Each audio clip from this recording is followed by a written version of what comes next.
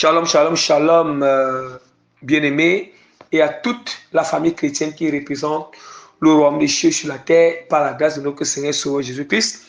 Demeurez bénis dans le nom puissant de notre Seigneur Sauveur Jésus-Christ de Nazareth. Que la grâce du salut soit notre partage à nous tous. La grâce des 9 fruits du Saint-Esprit, l'amour, la douceur, la joie, la paix, la patience, la bonté, la bienveillance, la maîtrise de soi, la fidélité, la foi, soit notre partage au nom puissant de Christ, sans toutefois oublier la grâce de l'humilité et la soumission totale à la parole de Dieu, soit notre partage. Et puis, je termine vraiment avec la grâce de mener une vie de sanctification totale. Sanctification totale qui est le dépouillement du cœur, de l'âme, de l'esprit et du corps. Voilà, tout ce qui est lié à cette sanctification sans laquelle personne vraiment ne sera enlevé. Personne ne va entrer au ciel après sa mort. Personne ne verra le Seigneur après sa mort ou le jour de l'enlèvement de l'Église. Vous voyez? Donc, au nom puissant de Jésus-Christ de Nazareth. Amen. Bien-aimé, vraiment, je vais faire la prière de recommandation directement. Seigneur, je te loue, je t'exalte, je te magnifie, je bénis ton nom et je te rends infiniment grâce parce que tu m'as encore accordé la grâce de venir libérer, Seigneur, cette prédication à ton peuple, de venir libérer les révélations profondes sur ta parole à ton peuple, Seigneur Père. Seigneur, je te dis merci à chaque fois que tu m'accordes la grâce, Seigneur, de me révéler les choses profondes sur ta parole, de me donner des prédications, Seigneur, et des enseignements, Seigneur, révélés dans ta parole, Père, à ton peuple, Seigneur. Merci infiniment, Seigneur, parce que ta puissance continue à m'assister. Merci parce que tu continues à impacter les âmes, à impacter les cœurs, à transformer, Seigneur, à travers ces enseignements, Seigneur, que tu passes par moi et tu passes aussi par d'autres serviteurs qui marchent dans la pureté totale, Père, dans la sanctification totale et dans ta volonté, Seigneur. Père, en ce moment, je viens te confier, te recommander, Seigneur, cette prédication en tes mains, afin que tu puisses prendre total contrôle. Je t'implore, Seigneur, que ton esprit, Seigneur, vienne saisir ma bouche et ma langue, Seigneur Père. Je t'implore que le feu de prédication, le feu de la chose sur ta parole, Seigneur, me saisit en ce moment, embrasse mon cœur, mon âme, mon esprit et ma langue et tout mon être, Seigneur Père. Je t'implore que ceux qui sont en train d'écouter cette prédication, que le feu les embrasse, Père. Le feu les embrasse, comme tu le dis dans ta parole, que Seigneur, ta parole est comme un feu qui dévore et un marteau qui brise, Père. Je t'implore que cette parole soit comme un feu qui dévore dans le cœur à mes esprits, Seigneur, afin que, Seigneur, il puisse, Seigneur, transformer, Seigneur, cette parole puisse purifier totalement, Seigneur, puisse purifier totalement, c'est tout œuvre des ténèbres, toute impureté, Seigneur. Père, Seigneur, qui résiste encore à ta volonté, tenue jusqu'à la paix dans les cœurs et dans les âmes, au nom puissant de notre Seigneur Sauveur Jésus-Christ de Nazareth, et que ton sang couvre, Père, toute personne qui sera en train d'écouter cette prédication pour qu'il ne soit pas discret par l'ennemi, au nom puissant de notre Seigneur Sauveur Jésus-Christ de Nazareth, que soit Seigneur. Amen. Gloire soit rendue à notre Seigneur et Sauveur Jésus-Christ de Nazareth pour cette prière de recommandation. Alléluia.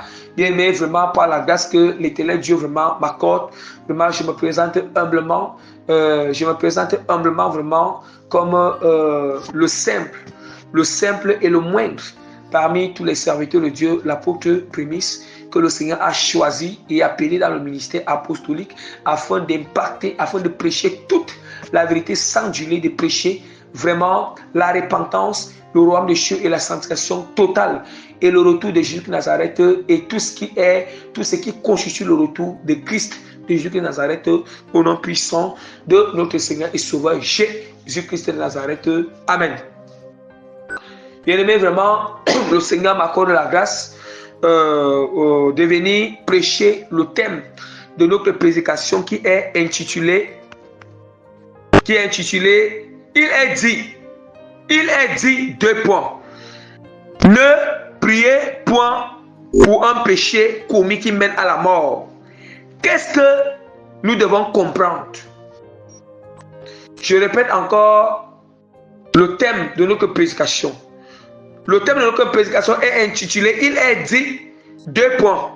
Ne priez point pour un péché commis qui mène à la mort.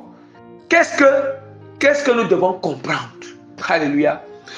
Je annonce encore la dernière, la 3e fois, le Seigneur me fait grâce de venir prêcher sur le thème de notre prédication qui est intitulé, il est dit, 2 points, ne priez point pour un péché commis qui mène à la mort.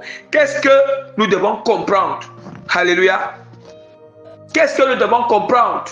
Voilà le thème de notre prédication.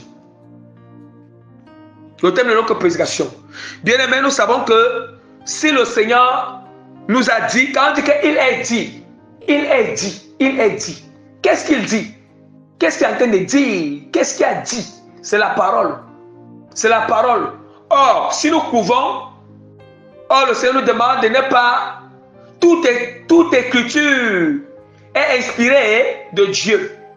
Toute écriture est inspirée de Dieu. Ça veut dire quoi? Ça veut dire que dans l'épître de 1 Jean où nous trouvons ce passage, c'est le Saint-Esprit qui avait inspiré l'apôtre Jean à écrire cela, que nous ne devons pas prier pour un péché qui a été commis qui mène à la mort. Ce n'est pas pour ce péché-là qu'il nous demande de prier.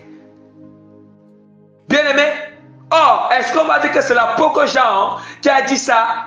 Ce n'est pas lui qui a dit ça, mais c'est Dieu lui-même qui l'a poussé à dire cela, parce que la parole est très claire. Toute écriture est inspirée de Dieu. Utile à corriger, à enseigner et à instruire. Utile à instruire. Alléluia. Alléluia, bien-aimé.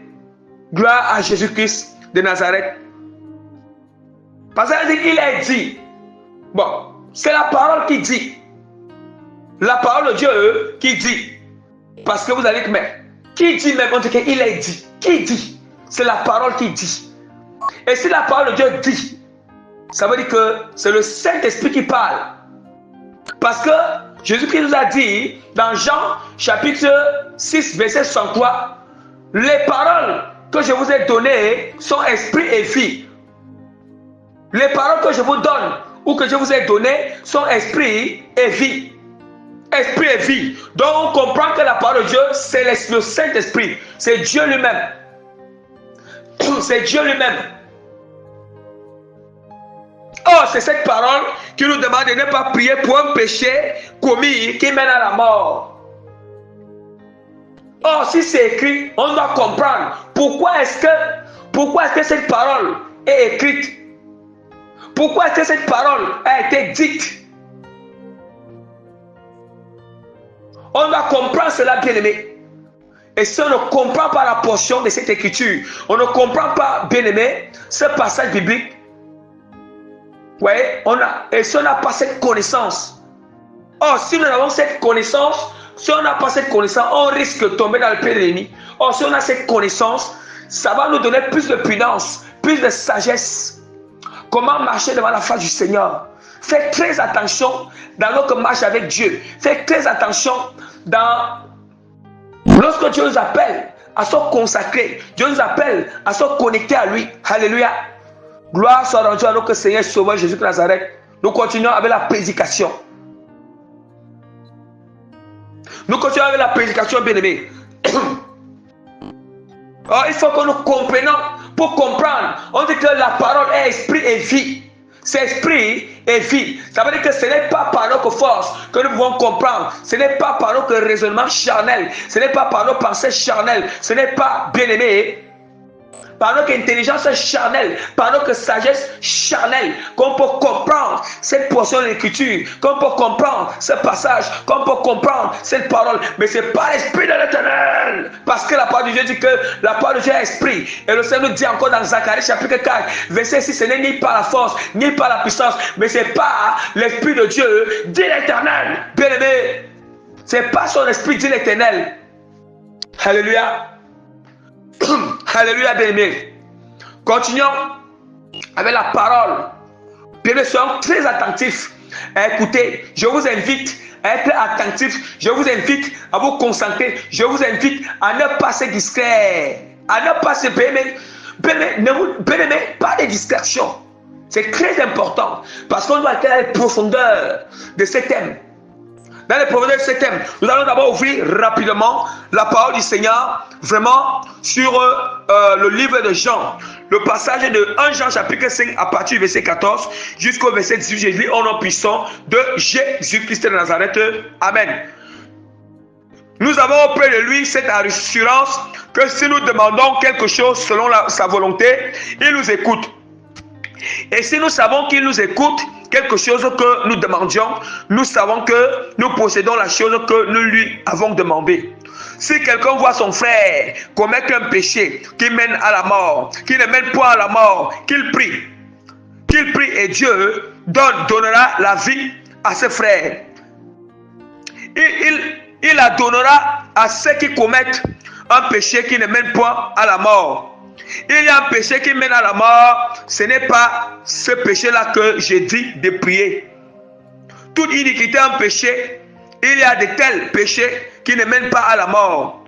Nous savons que quiconque est né de Dieu ne pêche point. Mais celui qui est né de Dieu se garde lui-même et le malheur ne le touche pas. Alléluia. Alléluia, bien-aimé. Bien-aimé, on a encore annoncé la mort. On parle du péché qui ne mène pas à la mort et du péché qui mène à la mort. On dit que le péché qui ne mène pas à la mort, c'est ce péché qu'on doit prier. On doit intercéder. On doit prier pour cette personne. Alléluia. Mais on nous dit que le péché qui mène à la mort, on ne peut pas prier pour cette personne. Bien-aimé, il faut d'abord que j'explique quand on parle de la mort. La mort ici, il faut que nous expliquions d'abord c'est quoi la mort. Ici, il y a 3 morts. Quand on parle de mort, il y a 3 types de morts. Il y a la mort spirituelle, il y a la mort physique. Et la mort, et la 3e mort qui est quoi? Le lac de feu. La 3e mort qui est le lac de feu, bien-aimé. Ou bien le lac de feu. Qui est le lac de feu, bien-aimé? Je répète encore. Quand on parle de mort, il y a 3 types de morts. On doit comprendre, on doit expliquer ces choses. On doit comprendre c'est quelle mort il nous parle ici. C'est dans quel contexte de mort qu'on nous parle. Mais il faut d'abord que je vous annonce qu'il y a 3 morts. 3 types de morts. La mort spirituelle, la mort physique et le lac de feu. Le lac de feu, bien-aimé. Le lac de feu qui appelle la mort physique. C'est le tourment.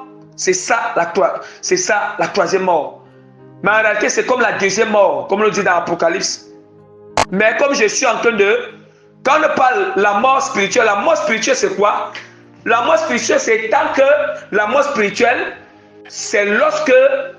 La mort spirituelle, c'est lorsqu'on ne meurt pas physiquement, mais à cause de notre péché, notre vie spirituelle a été touchée. Notre vie spirituelle a été empoisonnée. Notre vie spirituelle a été empoisonnée. Notre vie spirituelle a été affectée à cause de notre péché. Ou à cause de notre ignorance. Ou peut-être un acte que nous avons posé. C'est ça qu'on appelle la mort spirituelle. Là, tu ne meurs pas physiquement, mais toi, tu es encore là sur la terre. Il y a aussi la mort physique qui est que ton âme sort de ton corps. Et ton corps, on enterre ton corps à la poussière, ça rentre à la poussière. Et la mort, aussi l'autre mort qui est le lac de feu. Le lac de feu où maintenant après ta mort physique, si c'est que, bien-aimé, tu n'as pas fait la volonté du Seigneur au dernier jour, bien-aimé, après, tu vas d'abord aller au séjour de mort. Et quand au séjour de mort, là-bas, ton âme sera d'abord tourmentée. Comme le Seigneur, l'âme sera tourmentée. Et puis maintenant, quand tu vas résister au dernier jour, ton âme sera jetée dans les étangs de feu pour être brûlée, bien-aimé. Pour être brûlée. Je vous ai expliqué pour que lorsque je vais encore lire la 2e fois le passage, vous allez mieux comprendre. Allons-y. On dit que nous savons auprès, 1 Jean chapitre 5, on commence au verset 14. J'ai les questions à expliquer. Nous avons auprès de celui, nous avons auprès de lui cette assurance que si nous demandons quelque chose selon sa volonté, il nous écoute. Bien, mais on doit comprendre, il nous écoute. On doit comprendre que toute prière doit être faite selon la volonté du Seigneur. Toute prière doit être faite selon l'inspiration de Dieu et selon la volonté de Dieu, mais pas notre volonté. Nous comprenons déjà? Et écoutons très bien. Écoutons très bien, bien-aimés. On doit savoir que toute prière doit être faite selon la volonté de Dieu. Toute prière doit être faite avec l'inspiration de Dieu. Toute prière doit être faite poussée par l'Éternel. On ne peut pas se lever et commencer à prier pour quelque chose où nous ne sommes pas poussés par le Seigneur, quelque chose où nous ne sommes pas inspirés par Dieu, quelque chose qui n'est même pas la volonté du Seigneur. Et si nous savons qu'il nous écoute, quelque chose que nous demandions, nous savons que nous possédons la chose que nous lui avons demandé. Alléluia. Or, ce que nous prions selon la volonté, c'est ce qu'on a reçu la chose depuis longtemps, parce que c'est selon sa volonté. Continuons. Si quelqu'un voit un frère, bien aimé, vous comprenez pourquoi est-ce qu'il parle? Le verset 14, le verset 15 nous précise d'abord les choses. Allons-y. Verset 16. Si quelqu'un voit un frère commettre un péché qui ne mène pas à la mort, qu'il prie. Si quelqu'un voit un frère commettre un péché qui ne mène pas à la mort, qu'il prie, et Dieu donnera la vie à ce frère. Il la donnera à ce qu'il commette un péché qui ne mène pas à la mort. Il y a un péché qui mène à la mort. Ce n'est pas pour ce péché que je dis de prier. Aïe, bien-aimé. Oh, bien-aimé. Quand il dit cela, il dit que si quelqu'un voit un frère commettre un péché qui ne mène pas à la mort, qu'il prie, et Dieu donnera la vie à ce frère. Il ne parle de quelle mort? Il est encore nous parler de la mort physique et les temps de feu. Là, je ne parle pas. Il est encore nous parler de la mort physique et les temps de feu, bien-aimé. La mort physique et les temps de feu.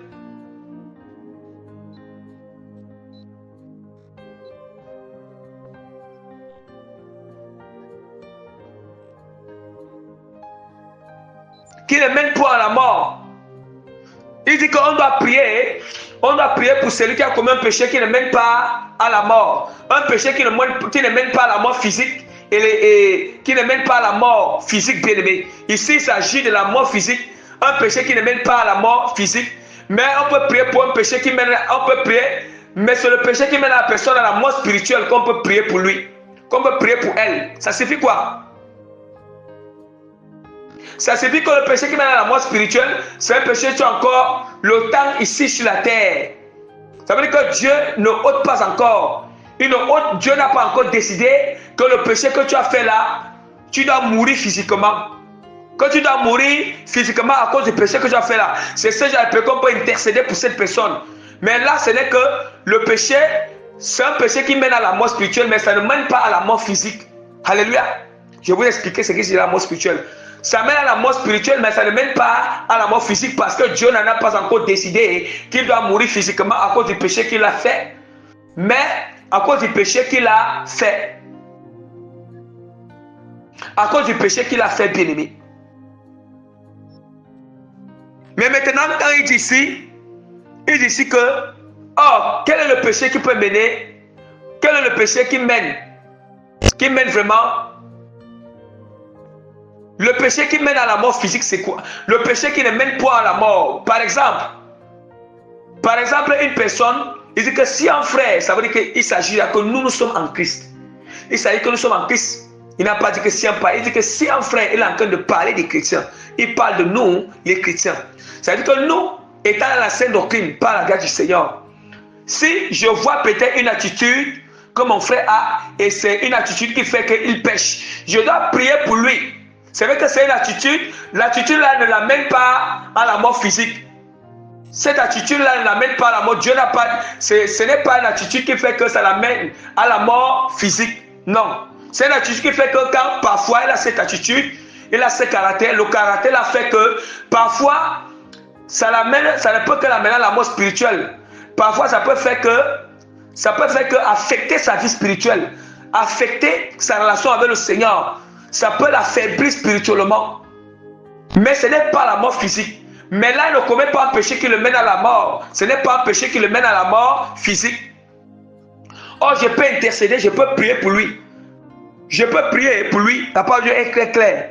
Hein? Si quelqu'un voit son frère commettre un péché qui ne mène pas à la mort, ici, ça est la mort physique. Ce n'est pas la mort spirituelle. La mort spirituelle, je vais vous expliquer, la mort spirituelle, c'est du fait que tu es encore vivant sur la terre. Tu n'es pas encore mort physiquement, mais tu es vivant sur la terre. Et que tu as certaines attitudes, tu as fait un péché où Dieu n'en a pas décidé que tu dois mourir physiquement, mais Dieu souhaite que la personne se répande pour que la personne se répande. Mais à cause que la personne a fait ce péché, ça l'amène la mort spirituelle. Ça affaiblit sa spiritualité, ça affecte sa spiritualité avec le Seigneur. Mais ce péché ne mène pas à la mort physique. C'est ce péché-là que tu peux prier pour cette personne. Alléluia. Gloire soit rendue à notre Seigneur Sauveur Jésus de Nazareth. C'est pour ce péché que je prie à cette personne. Ça peut arriver que la personne est en scène aucune, mais Dieu est en train de le délivrer possiblement. Peut-être il s'emporte. Il est dans le processus de délivrance, que Dieu le délivre, l'emportement, la colère. Peut-être parfois il s'emporte, parfois il se met en colère, parfois il se fâche vite. Vous voyez? Ce n'est pas parce que il commet cela, c'est ce genre de péché qu'on peut prier pour cette personne. On peut prier pour lui parce qu'il a besoin que Dieu le délivre. On peut prier pour cette personne. Mais quand il commet ça, ça ne peut que l'amener à la mort spirituelle, mais ça ne le mène pas à la mort physique. On peut prier pour cette personne. Alléluia. On peut prier pour cette personne. Et il y a encore d'autres péchés que nous pouvons prier pour la personne. Il y a multiples péchés que nous pouvons prier pour la personne.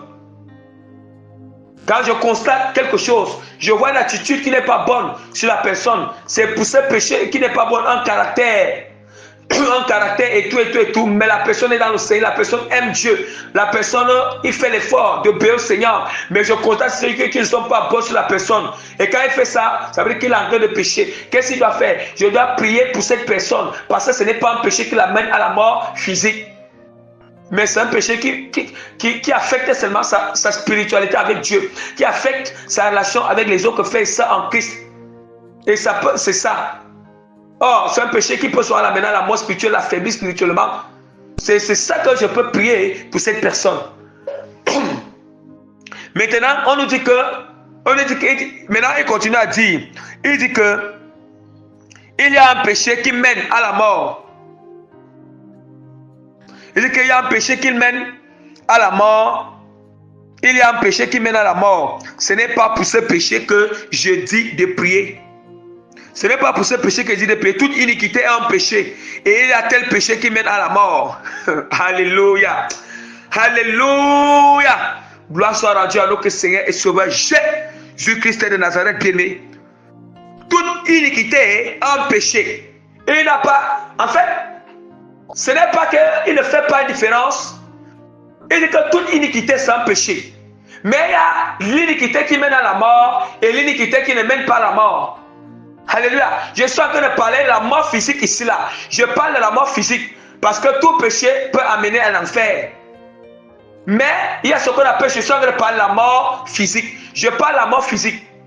Je parle de la mort physique. Ça veut dire que ce n'est pas tout péché qui nous amène à la mort physique. Mais ce n'est pas, il y a tel péché qui n'amène pas à la mort physique. Mais il y a un péché qui nous amène à la mort physique. Et si ce péché nous a amené à la mort physique, c'est l'enfer directement. C'est le lac de feu directement. Le Seigneur est mort, puis le lac de feu directement, bien-aimé. Or, il ne parle. Et maintenant, ici, il est en train de nous parler. Ici, maintenant, bien-aimé, quel est le péché là, bien-aimé? Quand on parle, on ne prie pas pour le péché qui mène à la mort. Il ne parle de la mort physique maintenant. De la mort physique maintenant. Donc, le péché où vraiment, ça c'est un péché directement qui mène à la mort physique, bien-aimé, ça ne joue pas. Qui mène à la mort physique. Qui mène à la mort physique, bien-aimé.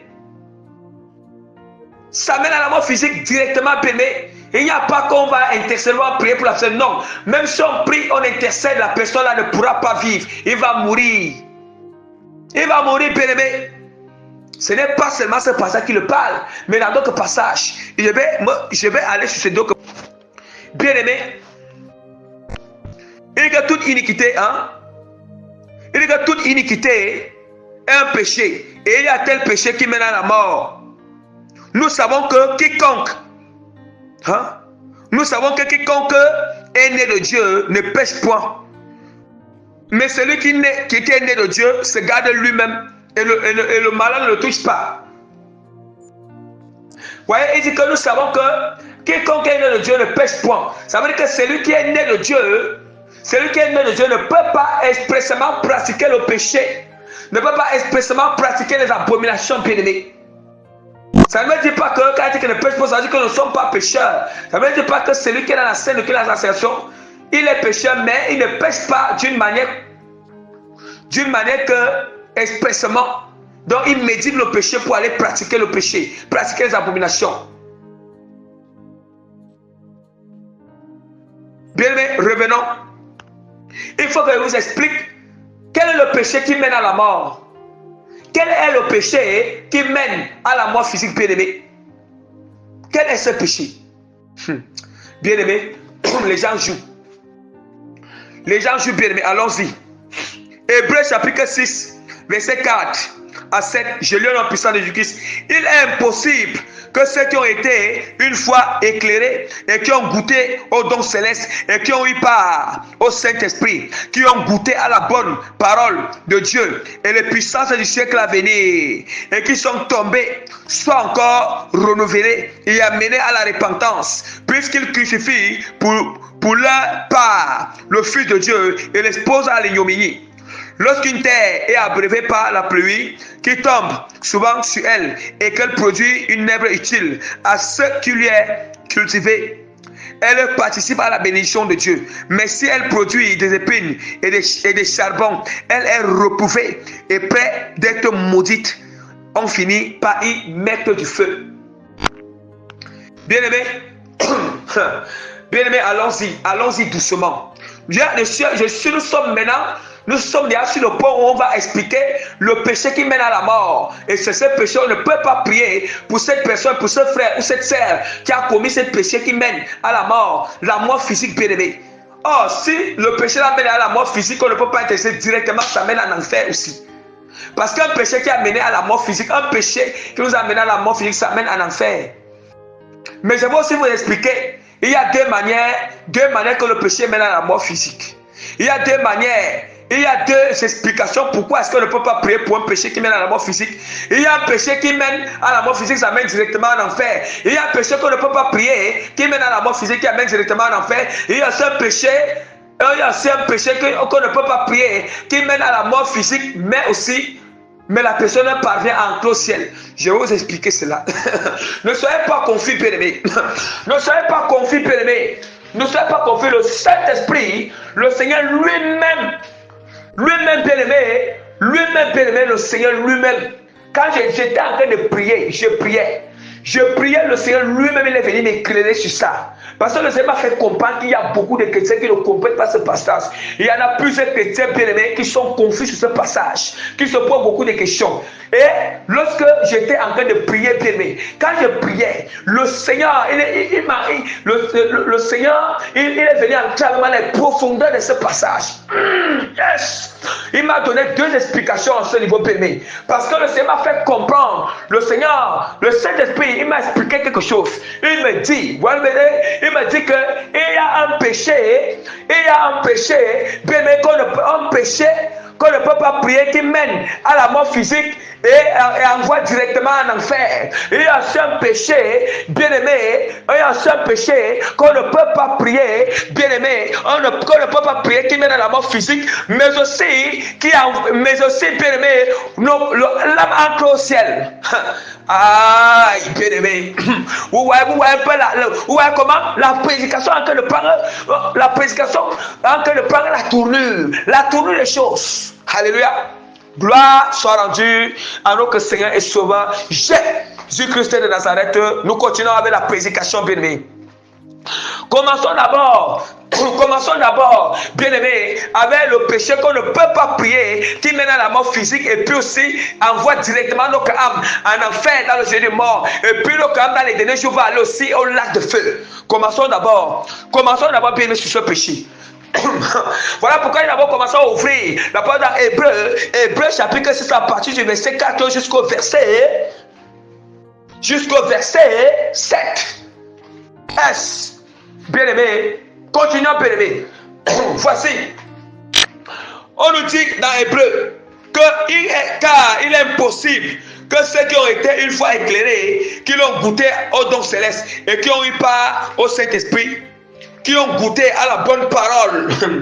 Écoutons très bien, il est impossible que ceux qui ont été éclairés, une fois éclairés, écoutons très bien, une fois éclairés, qui ont goûté au don céleste, et qui ont eu part au Saint-Esprit, et qui ont goûté à la bonne parole de Dieu et les puissants du siècle à venir. On ne parle que ça, c'est la maturité. Ça, c'est la maturité. Et regardez d'abord, je vais vous prouver que ce passage de nous ne parle des gens qui sont matures, ne parle des gens bien-aimés qui sont matures. Allons-y. Bien-aimés, c'est parce que je n'ai pas ouvert Hébreu, je vais commencer dans Hébreu. Hébreu vraiment au niveau le chapitre, c'est au niveau du verset 1. Parce que je suis allé commencer au niveau du verset 4. Écoutons très bien, bien-aimés. Très bien dit que c'est pourquoi laissons des éléments de... C'est pourquoi Hébreu chapitre 6, à partir du verset 1 au verset 3. C'est pourquoi laissez les éléments de la parole de Christ, tendons à ce qui est parfait, sans poser de nouveau le fondement sur le renoncement aux œuvres mortes, de la foi en Dieu, de la doctrine, des baptêmes, de l'imposition des mains et la résurrection des morts et du jugement éternel. Ça, c'est ce que nous ferons si Dieu le permet. Bien aimé, on ne parle, ça sont les éléments de base. Vous voyez, on ne parle des éléments de base de la sainte doctrine, les éléments de base quand nous devenons chrétiens. Or, ce ne sont que des bébés spirituels qui vont d'abord recevoir les éléments de base. Or, on nous demande quoi? On nous demande de laisser les éléments de base pour ceux qui ont déjà reçu, pour ceux qui sont matures. Ça veut dire qu'ils ont déjà reçu les éléments de base. Maintenant, ils sont en train de tendre dans la perfection. Or, ce n'est que celui, bien-aimé, qui est mature, spirituellement bien-aimé, qui est déjà entré dans la perfection, bien-aimé, qui est déjà entré dans la perfection. Yes! La perfection, bien-aimé, des dons célestes et éternels. La perfection, bien-aimé, du Saint-Esprit. La maturité du Saint-Esprit, bien-aimé. La maturité pour manifester les dons célestes. La maturité, bien-aimé, yes! Pour goûter la parole de l'éternel. La maturité de pratiquer la parole. On ne parle de celui qui a la maturité, celui qui a reçu la connaissance, celui qui a bien aimé, qui est déjà mature d'expérimenter les miracles du Seigneur, mature d'expérimenter les prodiges de l'éternel, mature d'expérimenter les prodiges de l'éternel, bien-aimé. Yes! Bien-aimé d'expérimenter, bien-aimé, les prodiges de l'éternel. Les prodiges de l'éternel, bien-aimé. On dit que celui-là, il fait exprès, et puis maintenant il fait exprès. Écoutez que bien, pourquoi est-ce que cette mort amène directement, pourquoi est-ce que ce péché amène à la mort? Parce que celui qui est déjà mature, il connaît à ces choses, les profondeurs. Dieu l'a perfectionné dans sa volonté. Et puis maintenant il prend la résolution en lui-même. Attention. Il prend la résolution, bien-aimé, en lui-même, bien-aimé, de quitter Dieu, d'aller faire alliance avec le diable. Écoutez que bien. Quand il décide d'abandonner Dieu totalement, il décide de quitter Jésus. Il décide de briser, de rompre son alliance avec Jésus pour aller faire alliance avec le diable, alliance avec les sirènes, alliance avec le satanisme, bien-aimé. Alliance avec le satanisme, bien-aimé, c'est ça qu'on dit que ça c'est un péché qui mène à la mort physique. On ne peut pas prier pour cette telle personne. Ouais. Et lorsque la personne commence à se déconnecter avec Dieu, pour aller, Dieu va l'avertir plusieurs fois. Il va passer par plusieurs personnes, des serviteurs, des servantes, des sentinelles, des frères et sœurs pour avertir la personne. Mais la personne ne va pas se répartir parce que la personne est consciente que lui, il a décidé de quitter. Voilà pourquoi il ne pourra pas se répartir. Voilà pourquoi tous les avertissements qu'on peut le dire, ça ne dit rien bien aimé. Parce que lui-même, il a pris sa propre conscience, il a pris son libre choix parce qu'il connaît la vérité. Il connaît la vérité. Il a été mature dans la scène au King. Il a été mature. Donc ça veut dire qu'il n'y a rien qu'il ne connaissait pas. Il n'y a rien qui était dans l'ignorance qui a fait que Pierre n'ait pas fait alliance avec le diable. Mais lui-même, il a pris ses prêts couilla bien aimé pour aller faire alliance avec le diable. Au point même qu'on l'avertit. Au point où Dieu même l'a attiré l'attention. Mais lui il refuse. Il continue encore. C'est ce péché que Dieu dit. On ne peut pas prier pour ce péché parce que c'est le péché la bien aimé qui va l'amener à la mort physique. Et Dieu va frapper cette personne jusqu'à mort à cause de ce péché. On appelle ça le péché qui amène à la mort physique. C'est l'incrédulité d'une personne qui avait connu la vérité. C'est l'incrédulité de haut niveau d'une personne qui avait connu la volonté de Dieu, d'une personne qui avait connu la parole de Dieu, d'une personne qui a goûté au don céleste, d'une personne qui a marché en Christ, d'une personne qui pratiquait la parole, la sainte doctrine bien-aimée. Et celui-là bien-aimé qui pratiquait bien la sainte doctrine, la sainte doctrine, il a décidé d'une personne qui passait la doctrine, il a décidé par son libre choix bien-aimé de rentrer encore dans ses vomissures, soit dans les vomissures, ou bien d'aller faire alliance avec le diable, dans le satanisme bien-aimé. Dans le satanisme, il y a d'autres bien-aimés, parce qu'il y a ceux qui entrent dans le satanisme, il y a d'autres bien-aimés, et ils rentrent encore dans les vomissures, ce n'est même pas qu'ils sont allés entrer dans les loges, ils rentrent dans les vomissures. Ah, bien-aimé. Bien-aimé, je vais vous expliquer. Bien-aimé, les gens jouent. Les gens jouent, bien-aimé.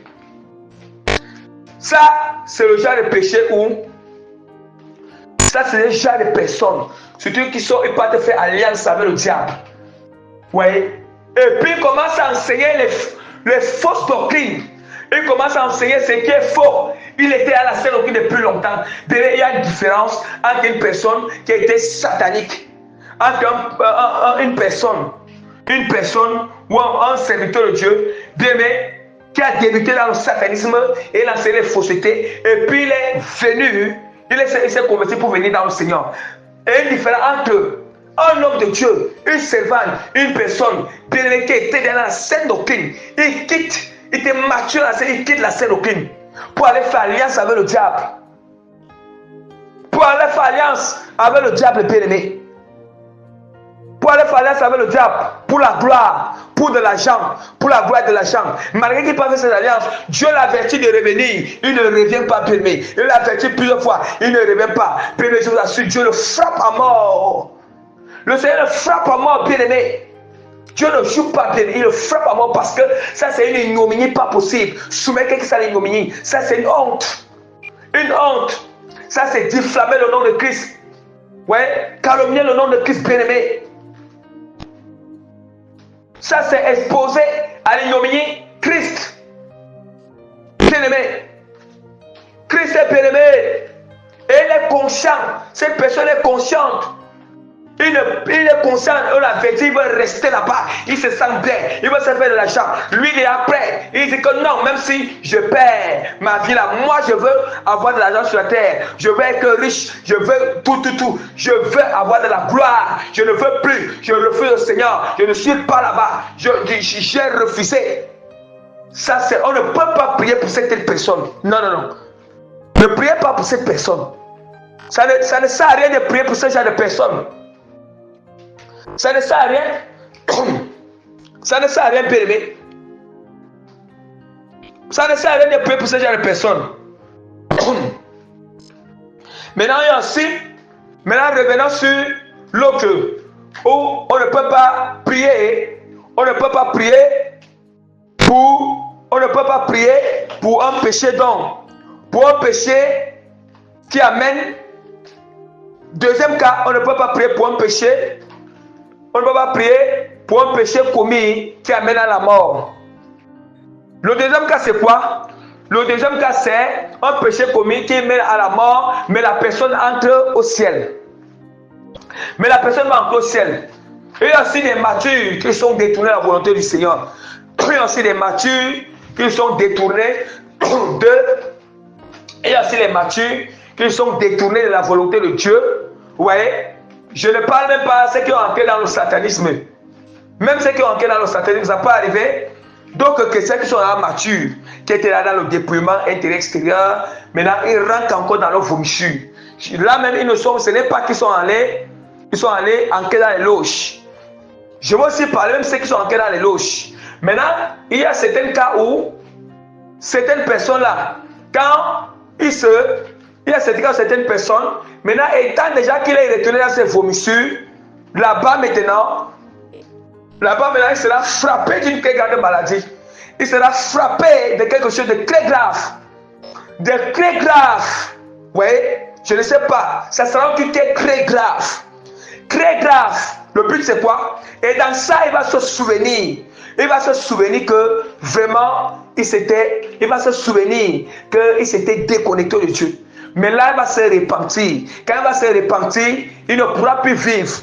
Mais Dieu, il ne pourra plus vivre. Pourquoi? Il va mourir. Sa mort sera le prix de sa désobéissance, le prix de sa vomissure, le prix qu'il était à, le prix que parce qu'il avait soumis Christ à l'ignominie.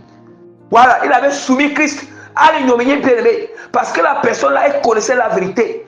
Cette personne connaissait la vérité. Ce chrétien connaissait la vérité. Il était immature.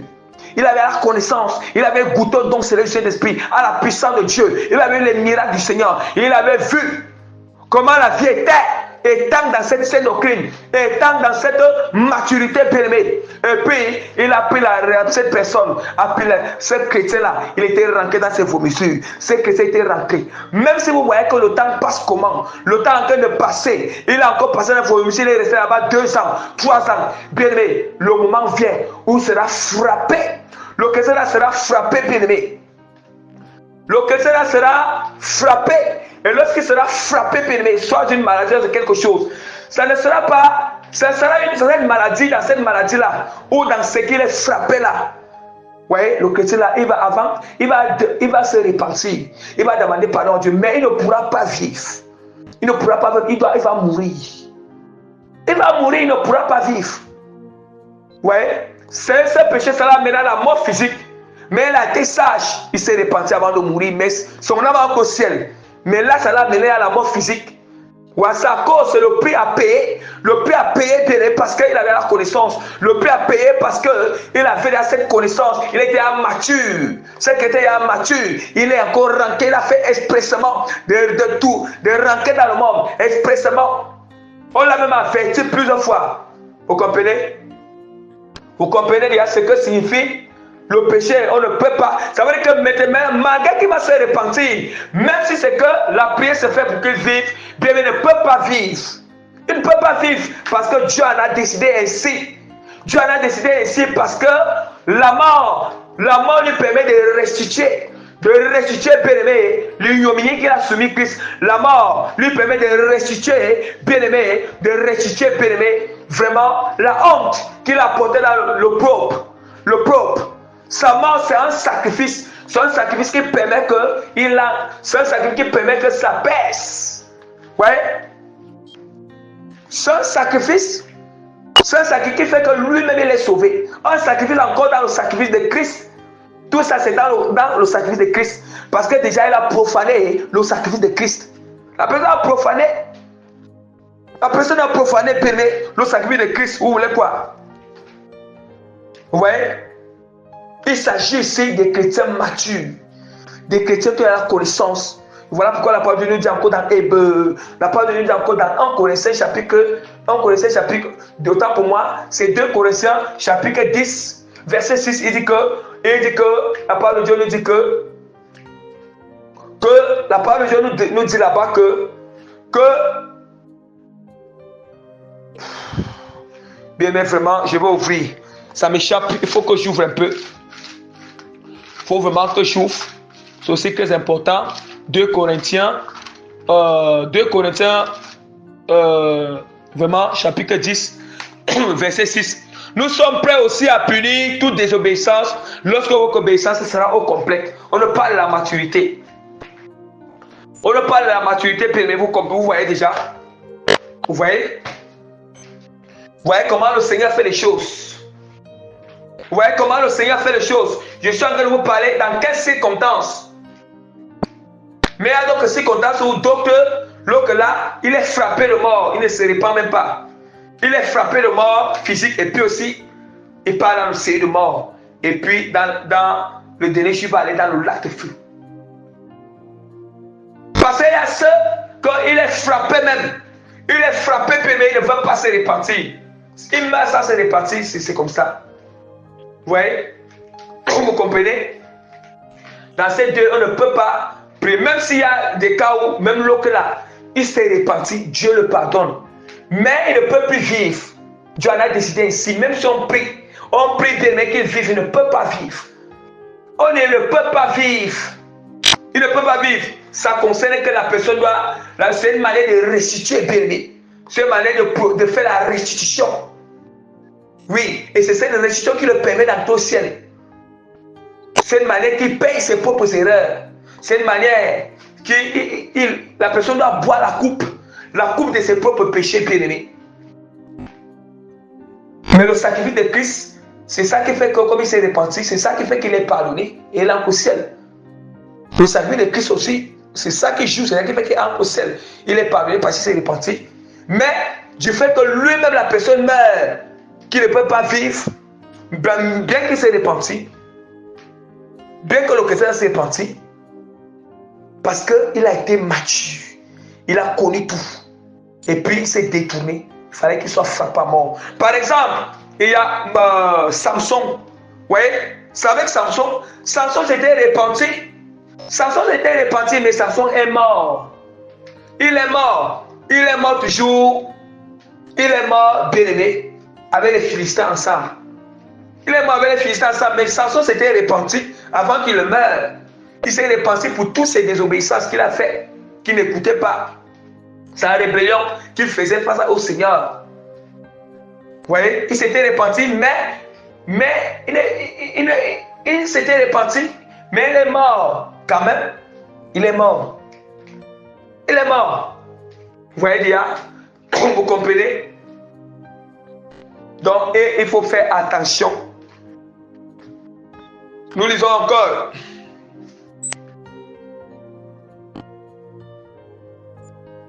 Vous voyez? Nous lisons encore la parole dans Jérémie chapitre 14, verset 10 à 12. Je lis le nom puissant de Jésus de Nazareth. Voici ce que l'Éternel dit de ce peuple. Ils aiment à courir ça et là. Ils ne savent retenir leurs pieds. L'Éternel n'a point d'attachement pour eux. Il se souvient maintenant de leurs crimes et il châtie leurs péchés. Et l'Éternel me dit, n'intercède pas en faveur de ce peuple. Ces jeunes, je n'écouterai pas. Je n'écouterai pas. Voilà. S'ils offrent des holocaustes et des offrandes, je ne les agréerai pas. Car je veux les détruire par l'épée, par la famine et par la peste. Nous comprenons? Vous comprenez? Je vous ai parlé des deux circonstances, des deux hypothèses. On ne peut pas prier pour un péché qui mène à la mort. Je vous ai parlé pour un péché qui mène à la mort et puis qui amène aussi au lac de feu. Et pour un péché qui mène à la mort physique, mais l'âme entre au ciel. Le péché, pour un péché qui mène à la mort physique, mais l'âme entre au ciel, ça veut dire que pour un péché qui mène à la mort physique, mais son âme ne part pas en enfer, mais ça entre au ciel. Ça signifie que la personne là, qui était mature, était retournée dans les vomissures, il s'était détourné à la bonté de Dieu. Mais là, à cause de ce péché, il a été frappé maintenant. Frappé par la maladie. Et cette maladie, il va se repentir dans cette maladie, mais cette maladie va l'amener à la mort. Ou bien il sera frappé par autre chose. La chose là va l'affecter. Ça va l'affecter, il va se repentir pendant ce moment difficile. Et puis, même si on intercède qu'il vit, il ne peut pas vivre. La mort là, c'est pour qu'il doit payer. Il paye. Bien-aimé, il doit payer, bien-aimé.